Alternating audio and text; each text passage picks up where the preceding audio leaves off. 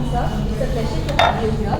And you are spending a valuable time for us in this busy schedule. And thank you for that, so that we can improve our skill sets in HR field as we are going to pursue our specialization in HR in this few months. So thank you for your time, sir.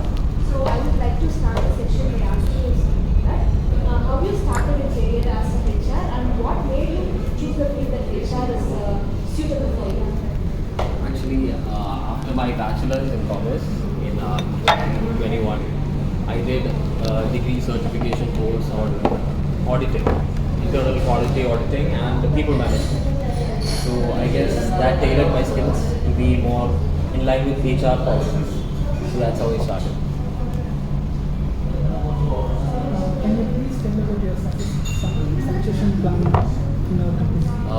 In Wipro, all the employees are leveled in certain bands. The bands could start from double A band and go from double A1, A2, A3 all the way to E bands. So the AA bands are the trainees and the E bands are the top upper management bands. So every year we have an appraisal meeting, and with that you get a designation hike and performance bonus as well. That's how succession happens in the company. Sir, how is your life as HR in this company? As an HR, it's very fulfilling. It's also challenging at times, but you get to engage with a lot of people. You have a lot of exposure to different kinds of people. You get to learn to be empathetic. You get to be understanding. You get to learn solutions to new problems. Yeah, it's very fulfilling. The company's process for onboarding new employees. The recruiter could post their open vacancies onto online forums like Naukri or Indeed. The employee could see these posts and could apply through that, or existing employee of the company could refer a person that they know based on the skills they have. And if the recruiter sees the documents are all feasible, then they'll offer this role to that person. This person can then submit their documents, such as their identification proof, their criminal, if there is any criminal activity, they need to get their police records according to that. And if all that has passed, it will say that the background verification check has been passed. After that, the recruiter gives a meeting with all the new joiners. It's called an induction.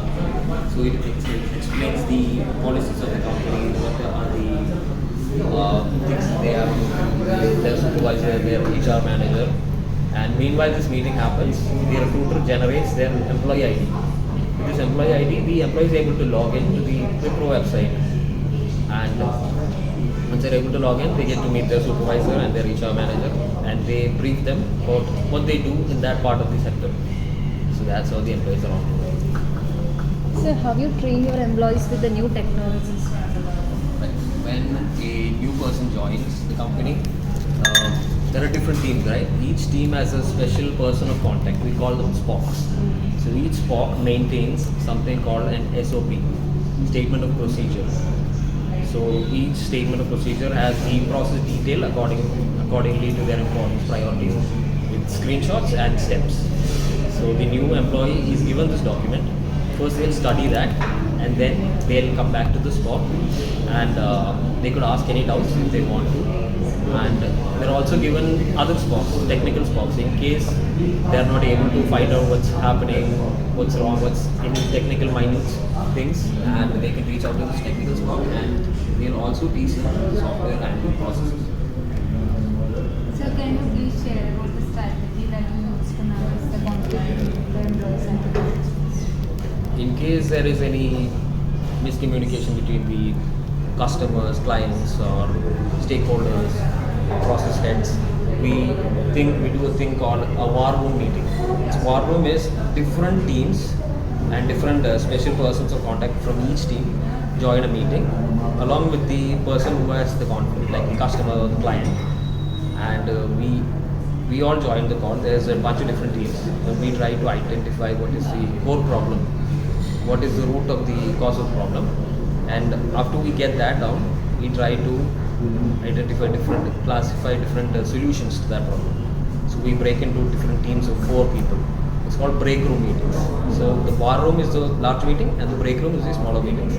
So each break room gives a different kind of solution, and then we join back to the war room meeting, the main meeting, and then we list down the solutions, which is the most feasible, which fixes all the problems, and we try to implement that solution.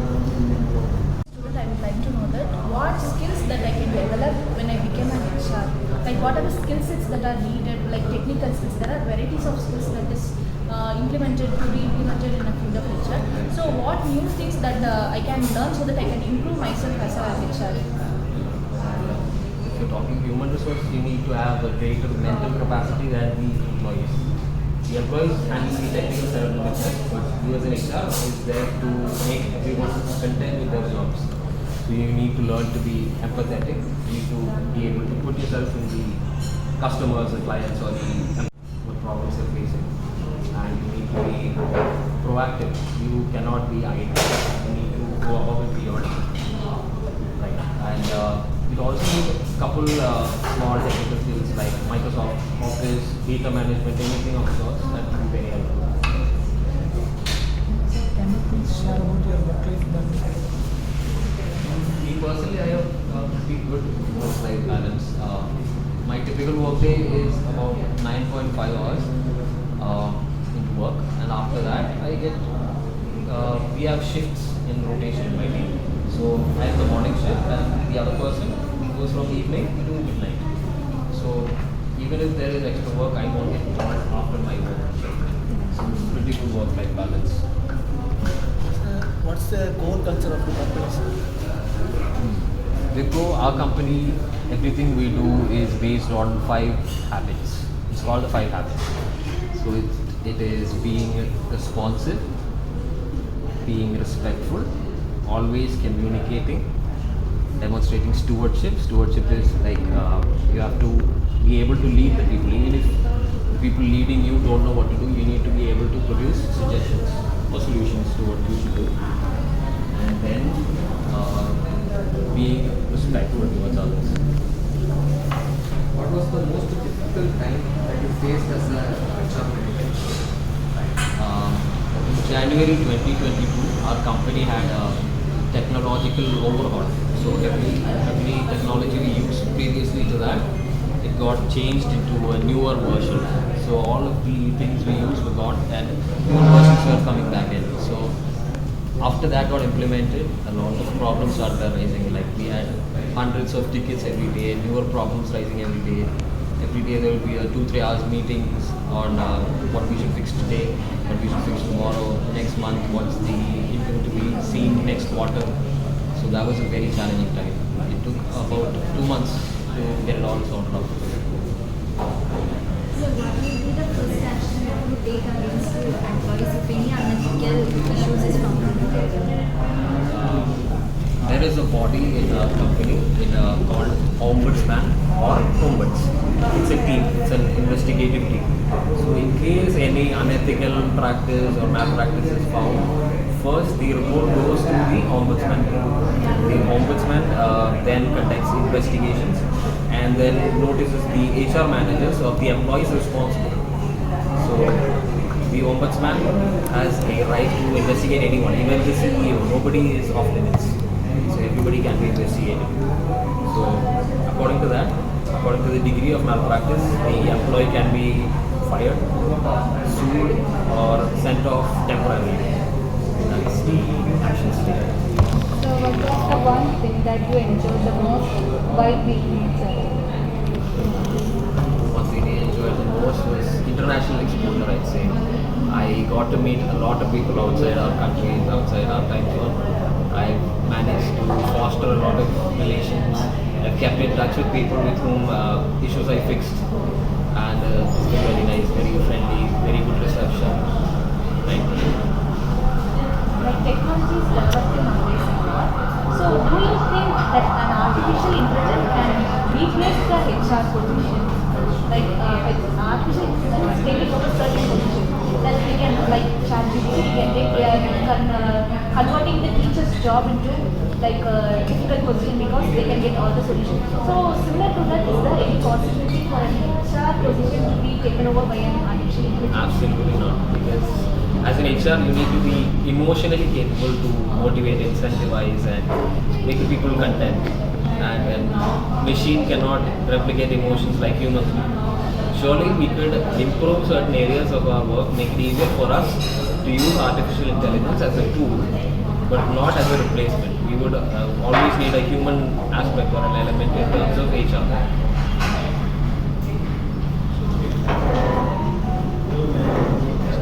HR is considered as the strategic partner for the company. Can you comment on this? How do you keep your employees motivated? HR is definitely a very good business partner. That's because the employees in a company are like cogs in a large machine, like little working parts. And if the employees are not happy with their work, they're not fully efficient. So if the employees are fully efficient, if not fully efficient, the company underperforms. So what we do is, as an HR, we try to identify and improve on the issues that the employees faces. If it's mentally or according to their work, we address them to the upper management, and they make the employees better, which makes the company better. So in Wipro, we have a thing called Winner Circle. So it's like a little application in our website. And if the employee does well in a certain area, like small things, either being proactive on emails or fixes lots of tickets in a month, or recruits a certain amount of people, meets a quota, then the manager recognizes this and gives a certain award in this winner circle to this employee. This employee can then use this winner circle portal, and we'll have points gained based on the awards they got. These points can be used to vouch on coupons like Amazon gift cards or Flipkart gift cards or restaurant offs. You could cash in those points as coupons like that, and that keeps the employees very motivated. What advice would you give to someone who is starting HR careers? Like I said, you need to be emotionally capable, very emotionally. You need to be proactive. You need to be respectful towards others. You need to maintain that composure. You need to learn to keep everybody happy. You need to be empathetic. That's what I say. There are different types of roles you have to play. So, what is that role that you like the most, like recruiting, payrolls, or making the employee training? Which is the part that attracts you the most?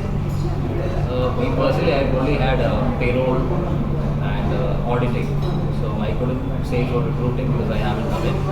But definitely, yeah, the payroll, handling the payroll of USA employees or any countries, it's definitely a challenge, but it can be managed. It's not as hard as people think. You don't need to know finance as much.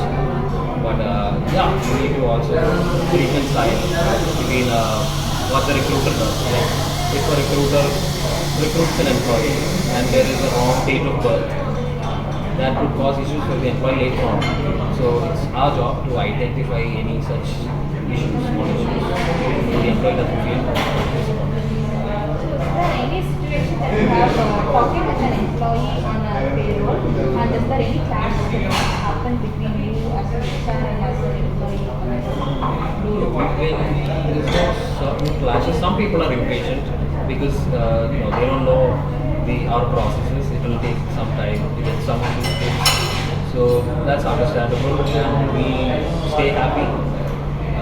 We are also patient, and usually all issues get fixed within a week, maybe 3 days. It doesn't get too far, too bad. Have lot of sections that have to be handled. So, is that possible for everyone to know all the bits and pieces of each department? Yeah, most teams are interconnected because each team needs another team to make sure the work is done completely.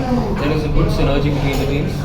So not everybody knows everything, but definitely in their area, like recruiting people knows about onboarding, onboarding people knows about payroll. So certain interconnected teams, they definitely know each other's processes, and we get along very well. So technical, in the part of technical, you play a major role because technology is developing day by day and you have to keep updated. So how you are coping with the updation of the technology? The recent updation of technology definitely adopted artificial intelligence. We as Wipro, we have already developed a chatbot for the phones. It's for smart appliances at home.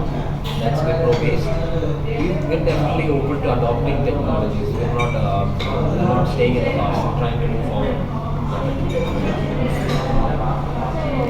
Providing incentives and beneficiaries to the employees, do you think it will be possible for them to make work more for the organization and will encourage them? Yeah, that's our main goal at the end of the day, to keep the people motivated to work their best. They keep the people as efficient as they possibly can. So yeah, we definitely have awards, vouchers, coupons, appreciation mails, definitely everything of the sort to keep the employees motivated and very happy. Yeah. And how many mistakes they can make? People say once mistake is made, that cannot be made again. Certain people follow the rules in certain organizations.